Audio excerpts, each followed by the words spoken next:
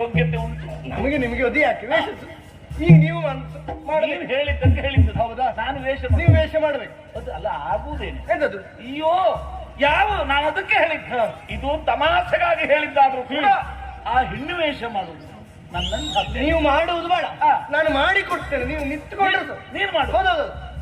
ಹಾ ಅಂದ್ರಲ್ಲಿ ನೀನಾಗಿ ಹೋಗ್ಬೇಕಾದ್ರೆ ನನ್ನ ಹಾಗೆ ಹೋದ್ರೆ ಸಾಕು. ಒಂದು ವೇಷ ಆದ್ರೆ ಆಯ್ತು. ವೇಷ ಆದ್ರೆ ನೀನ್ ಮಾಡ್ತೀಯ ಅಂತ ಅದನ್ನ ಗೊತ್ತಬೇಕು.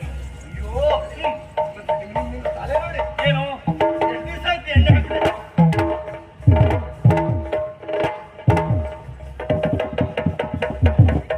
ನಮ್ಗೆ ಈ ಕೂದಲು ಜಿಡುಕು ಬೀಳುವುದು, ತಲೆಗೆ ಎಣ್ಣೆ ಹಾಕದೇ ಇರುವುದು ಅದೆಲ್ಲ ಆಗುವುದಿಲ್ಲ. ಮೊದಲು ನಮ್ಮ ಕೂದಲು ರೇಷ್ಮೆ ನೂಲಿನ ಹಾಗೆ ಹೀಗೆ ಇರಬೇಕು. ಇರ್ಬೇಕು. ಹೌದೌದು. ನಮಗೇನ್ ಮಾಡುದು ಈಗ ಎಣ್ಣೆ ನಾನು ಹಾಕ್ತಿದ್ದೆ. ಈಗ ಎಲ್ಲಿಯಾದ್ರೂ ಅಡಿಗೆ ಬಂದು ಎಣ್ಣೆ ನಾನು ಬಳಸಿದ್ರೆ ಒಲಲ್ ಭಟ್ರು ಅಡಿಗೆ ಅಂತ ಕೊಟ್ಟ ಎಣ್ಣೆ ತಲೆಗೆ ಆಯ್ತು. ಅಡಿಗೆ ಕಡಿಮೆ ಬಿತ್ತು, ಕಡಿಮೆ ಬಿತ್ತೋತ್ಲೇ ಹೇಳ್ತಾರೆ. ಸರಿ ಸರಿ. ಅಯ್ಯೋ ಯಾವ್ದಾದ್ರು ಬೆಳೆಸು ಈ ಉದ್ಯೋಗ ಬೇಡ. ಇನ್ನು ಬೇಡ ನೋಡಿ, ಇನ್ನು ಕೆಲವು ದಿನ ನಿಮ್ ತಲೆಗೆ ಎಣ್ಣೆ ಬೇಡ, ಅಷ್ಟೇ ಎಣ್ಣೆ ಹಾಕಿದ್ರೆ ಇನ್ನು ತಿಲಕ ನೋಡಿ. ಈ ತಲೆಯನ್ನು ತೆಗೆದದ್ದಾಯ್ತು. ಯಾವ ಮದುವೆಯಾದ ಹೆಣ್ಣಾದ್ರೂ ತಲೆ ಬಾಚಿಕೊಳ್ಳುವಾಗ ಈ ತಲೆಯನ್ನು ತೆಗೆದೇ ಬಾಚಿಕೊಳ್ಳಬೇಕು. ಅದಕ್ಕೆ ಶಾಸ್ತ್ರ ಇದೆಲ್ಲ ಉಂಟು.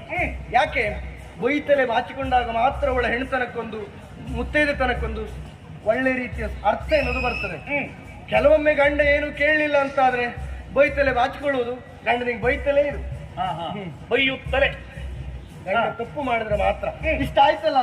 ಇನ್ನು ಪ್ರಧಾನವಾಗಬೇಕಾದದ್ದು ಏನು? ಸೀರೆ ಸೀರೆ ಸೀರೆ ಸೀರೆ ತರ್ತದೆ.